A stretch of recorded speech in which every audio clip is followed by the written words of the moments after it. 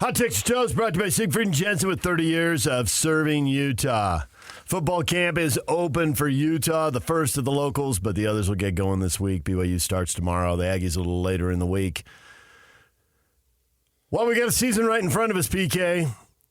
If you like uncomfortable moments, there were a couple people clearly working on stories because it was the first time that people got to talk to Morgan Scalley and got to talk to the assistant coaches after he'd been named the coach in waiting. And that was nobody's favorite topic to talk about. I didn't get to hear all the questions because a lot of the interviews are going on at the same time, but I heard them a couple times. And Morgan kind of deflected the first question, and after he got asked the second one about it, he said, and that's enough of that, basically. Changed the topic and ready to move on. And I was there when Colton Swan, the linebackers coach, got asked about it. And it's like, wow, you're asking me about one boss and the current boss, and now this guy could be the next boss. And nobody wants to push Kyle out the door while you're working for Kyle. Easy with these questions over there. Okay. But nonetheless, there it sits, lurking, waiting one day. Well, that's a good thing. That's not a bad thing. Because it means they're winning. Well, you don't want a disruption in the recruiting process. And Nick Saban had talked about how guys were asking, can you be there? Will you be there? Blah, blah, blah. And he couldn't give them a straight answer. And so it was affecting that.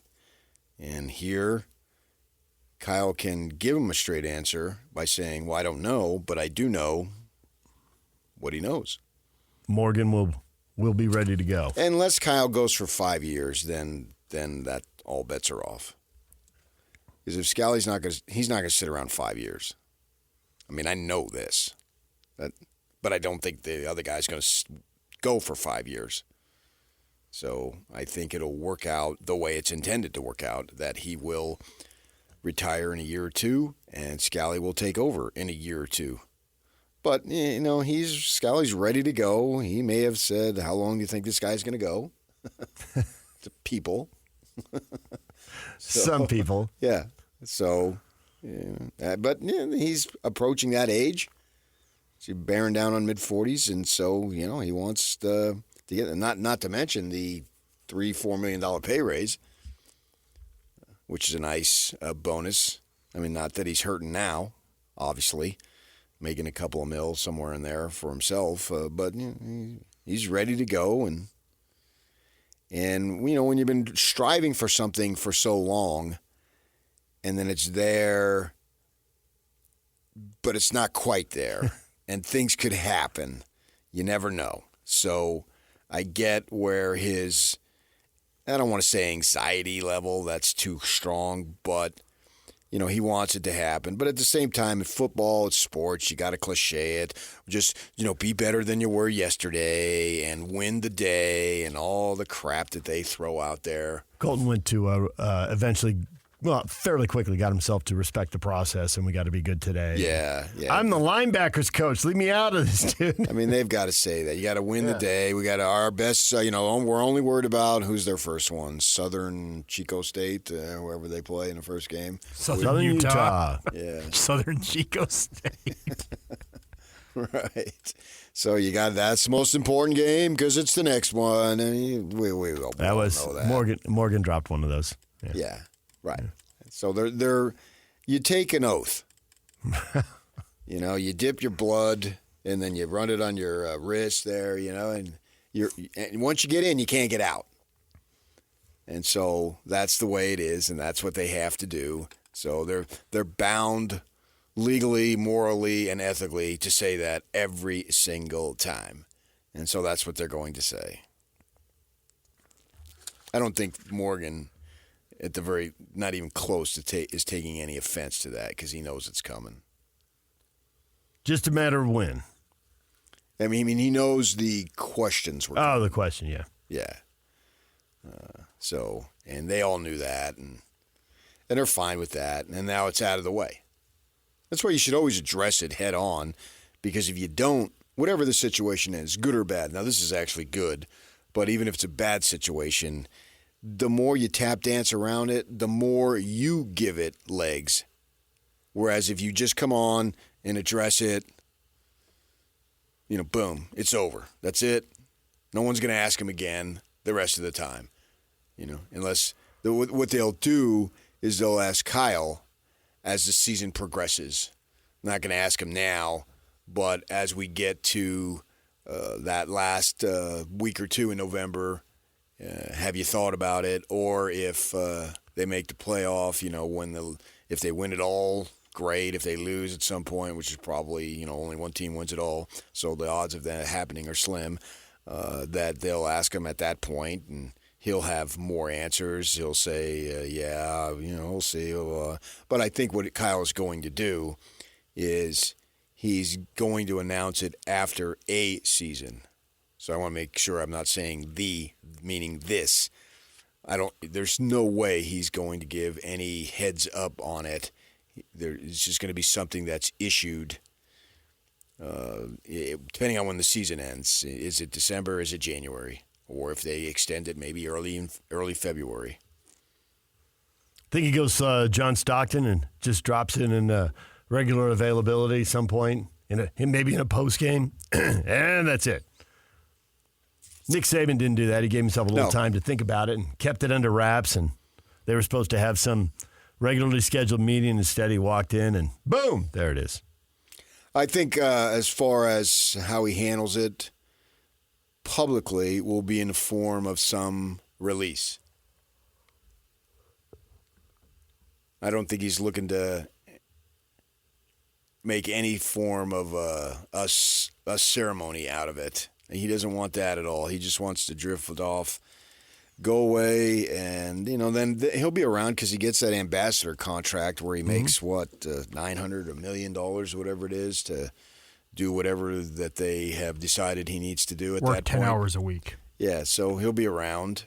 Go to games, shake hands, golf. Yeah, golf with key boosters. I wonder if he'll go to. I don't know that he'll go to games. Really? Yeah. If he does, it'll be very discreet. Oh yeah. In luxury suites with key boosters. But I don't know that he'll do that. Show up before the game and disappear before the game I don't kicks know off. that it'll be around game day. Interesting. I think he won't want to overshadow anyone. 100% on that. So he may not. He'll be around, but I don't know that he'll be around the stadium and all that stuff. I mean, maybe he will.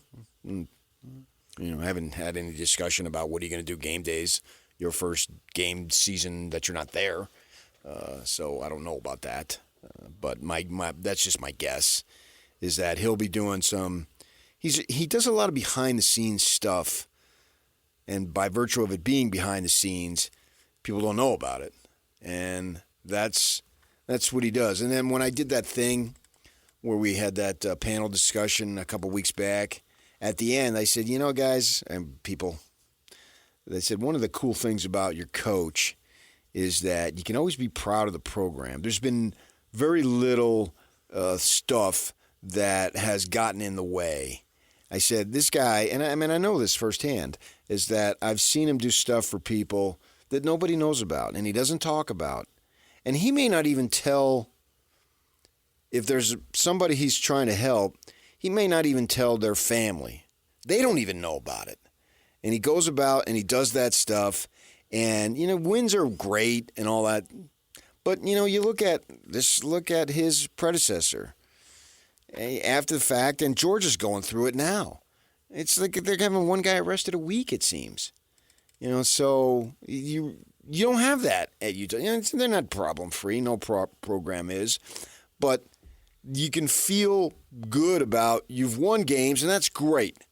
But then you got to have the other stuff. And they seem to have it over there, or up there. And they've got things in order. So as a fan, I think you can feel good about what he's been able to accomplish both on and off. Because if you have it on, but you're renegade off, kind of takes away a little bit. Going to be more winning this year.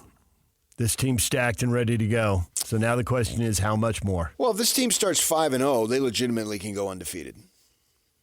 You're circling Oklahoma State and Arizona, the first two conference games, the fourth and fifth games of the year. Now, we assume they're going to start 3-0. We do assume that. And if they go 5-0, they could go undefeated.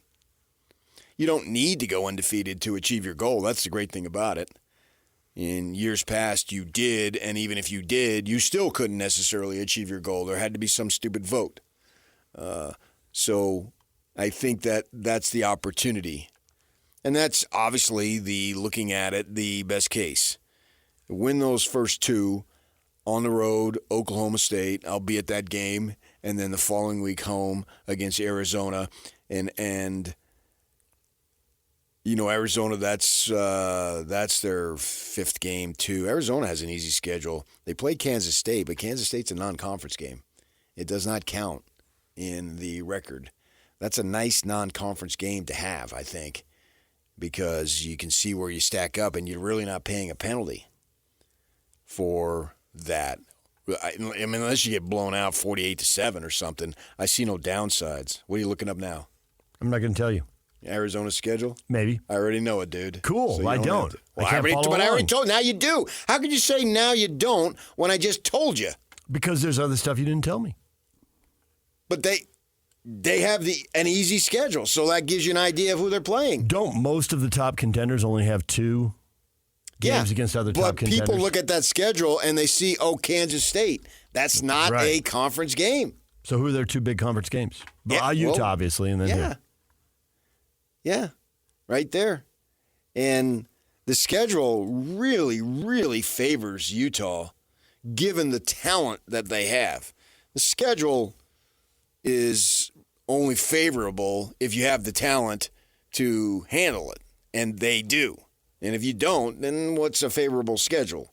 And if you got a lot of talent, seems like most of the time the schedule is favorable. So you're okay there either way, no matter who you play. None of these teams are, oh my gosh, I can't see them beating that team, this team. No, that's not the situation with this newly formed Big 12. Maybe it'll be in 3, 4, 5, 6 years. I don't think the Utes will be in there at that point anyway. But if you have a really good team, it's funny how the schedule is favorable. It's more about the team. I don't think the schedule is going to give you any wins. You're going to have to go get them. You're going to have a couple that teams are rebuilding. Every conference always has somebody who has had some downtimes and are trying to overcome it. And they've been good at some point. So somebody who's trying to get back. Yeah. And then like Houston and the Devils, they've had their moments. Right now, the moments aren't now. They're trying to find a way, and I'd put Colorado in there. Colorado's had their moments, but you got to go way back. You got to go back 30 years. And we'll see how that plays out there and what level. But I think playing Arizona at that time, I think that's good for both teams. Get both teams. I think if you said, I got to play Utah, I got to play Arizona, I'd rather have them early than later. But it's a wash because I think it's for both. So Arizona, by the time they get there to play the Utes, will have had a number of games. And so the coaching staff being new and blah, blah, blah, you can't rely on that all year as far as, well, we got a new staff, we got to find each other, yada, yada. No, you should have an idea. And plus you return a lot of your skill players. And unless you're an idiot of a coach and a head coach, you're not going to drastically change things as far as what they've proven that they can do. Those guys, the receiver, the quarterback, they're already proven products. So go ahead and utilize their skills the way Fish did, and you're probably going to have success, right? So I would prefer both sides getting them earlier rather than later, because that should, on paper, and that's all it is right now, is just, it looks like it's one of your tougher games. And I think it's really cool for the Utes to jump out and get them, because then I have an opportunity to really get my name out there.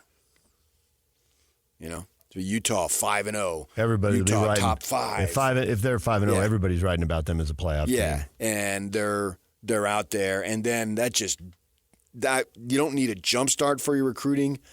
But at that point, it's just all sorts of positive publicity in places where you're trying to develop. They've talked about how they're going to back away from California a little bit and go hard in Texas and other places. Well, then it'll be overflowing with the Utes, and they'll be one of their premier TV entities at that point, and getting a lot of good times to play and is really set up for them to do extremely well, particularly now when the coach has broached retirement multiple times.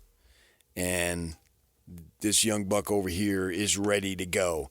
And especially if they're dominating defensively. It's really, they have a great opportunity this season, I think, to really set themselves up. Yogi Roth did a thing. He calls it Y Option. And you check that out. It's a podcast to talk about Utah and what the future is. And Kyle is insistent about saying from like 20 months to 4 years is the time frame. And you can go listen to it yourself about where he talks about where the line in the sand will be drawn, and he thinks it'll be 40 to 60 teams, and you better be on the right side of that or you're going to, quote, be left out. Well, all that stuff, all that momentum that I expect them to have is just, it's going to snowball. It's going to keep going. And I think when that time comes, and he's been right about all this stuff, he doesn't have specific lock guarantees, but generally speaking, he's been on the money every step of the way. And I think that sets it up for Utah to be in a really good spot. Yeah, the only thing I think he's really missed on is it's going to be a little more restrictive than he originally thought.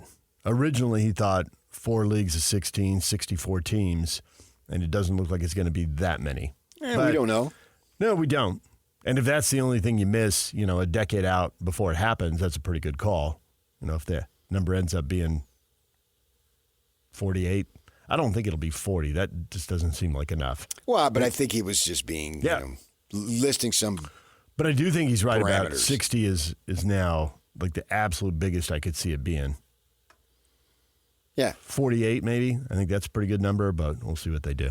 And I think that opportunity for Utah, which doesn't have an overwhelming population, I think that they're set up to have a great opportunity to get themselves where they need to be. I don't believe he'll be the coach. I don't believe he thinks he'll be the coach.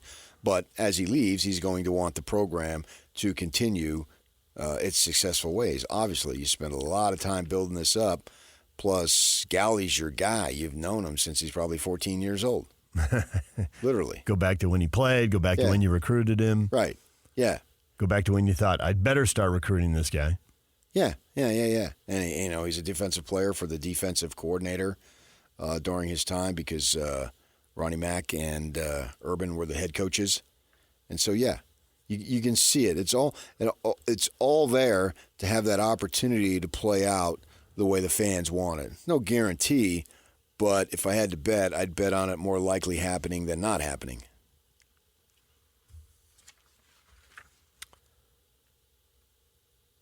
So do they have the team to win those big games this year? And all we can do is sit and wait for that Oklahoma State game. I don't think there's any massive. question they have the team to take care of that. Yeah. Because on the other side, I don't see dominant teams in this conference. I see a team, half the conference is capable. That's the cool thing about it, too. And I don't have enough knowledge of this conference is his first year, so I don't know that anybody has enough knowledge about, well, what do they do in this situation, that situation. I've talked about the Pac-12 every freaking year. You are going to see 2 or 3 absolute head scratchers. It happened repeatedly, and that's what you had there. And is that going to happen here? Because I'd been to all those places.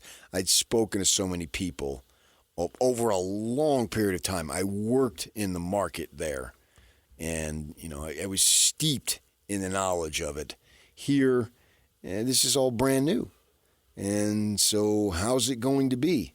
What's it going to be? We saw last year that the teams coming into the conference collectively, they sucked.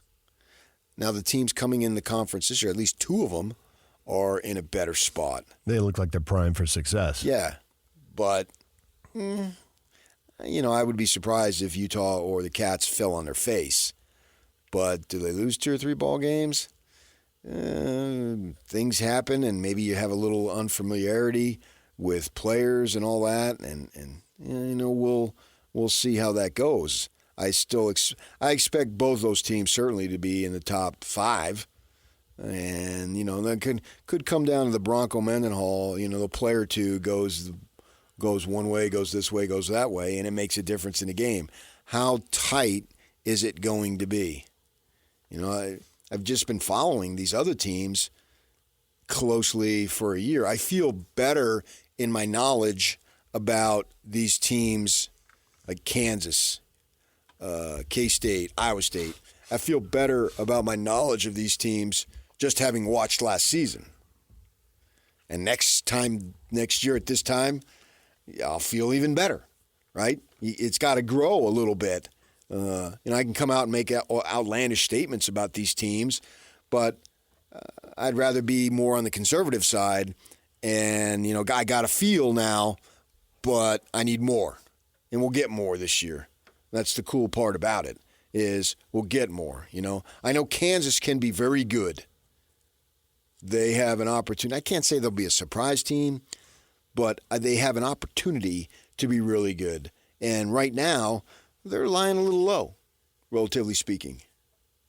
Right? Well, relatively speaking to Utah and Oklahoma State, yes. And K-State? Yes, and K-State. I think those three are kind of the top three, but I don't think Arizona and Kansas, the perception of them isn't that far behind, but there is a perception they're behind. I think Arizona would have a better perception if the staff had stayed intact and blah, blah, blah. But they're question marks because they didn't. And so we've got that. Now, that would have been, even if they would have been in the Pac-12, still would have been, okay, you got a good team. Because your coach left not because of being fired. He left, obviously, because he was getting a big payday at a perceived better program. So what does that mean? Those same concerns, applications, whatever they might be, that would still apply if the conference was intact. And maybe it is Arizona, and we're sleeping on them to an extent because of situations that happened around the program. But I think Brennan, he's known the program for years and years, and I think that was the logical hire. If it's the right hire, I'm hesitant to say it's the right hire because I've maintained that I never know until they get there. But he wanted a place that was hard to win. He was in the West. He's got familiarity with the region. This isn't bringing Fran Fraschilla from New York to New Mexico and asking him to continue something. It's a logical hire. He was the man for the job in the way, Kalani was the logical hire for the Cougars. Absolutely. He was the guy who, at that time, deserved the job. And he got it, and here we are. Kalani entered his 9th season now, and away he goes, and we'll see what happens there. So for Kansas, I think that the quarterback, he's sort of a Cam Rising kind of guy, is okay, when he's healthy, he can do well. But he's had health issues the last couple of seasons, and can you really, really count on him? So I think that's why we're going with those other three. But I think all of those teams, even the Utes certainly aren't unbeatable. I just don't see that. They've never been unbeatable since they've gone in the Power 5. It's a rare thing for any team. Right. We've seen national champions that are beatable. I mean, they get beat. But they take lose the 3-4 games. Yes. I'm not just talking a singular game. I'm talking multiple games. And there are unknowns in this league. You were talking earlier about teams that have had success and have been down and trying to come back, and you mentioned Houston and Colorado, and you should probably put UCF in that group. And UCF, they get Jefferson transferring in. How is that going to work? They do get to host Utah. They do get to host Arizona. I don't know if somebody else good goes in there. And so if they're really good at home, they don't have to be in the race to impact the race. Take somebody down. Maybe take a couple of teams down. And that's the kind of team it's hard to have a handle around. How good are they, and how quickly is that going to come together for them? Because like you said, they came in the last year. They didn't exactly cannonball into the deep end of the pool.